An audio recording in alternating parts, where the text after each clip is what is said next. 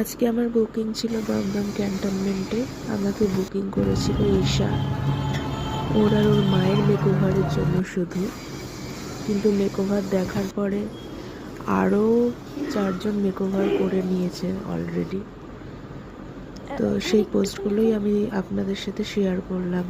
যদি আমার কাজ ভালো লেগে থাকে অবশ্যই বুকিং করবেন।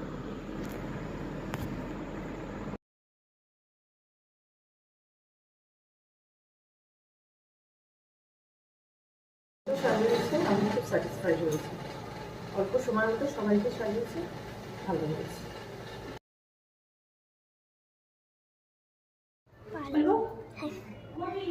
আমি যেরকম লুক চাইছিলাম, যেরকম মেকআপ চাইছিলাম, দিদি সেরকম ভাবে মেকআপ করিয়েছে। আমি খুব স্যাটিসফাইড, আমার খুব ভালো লেগেছে।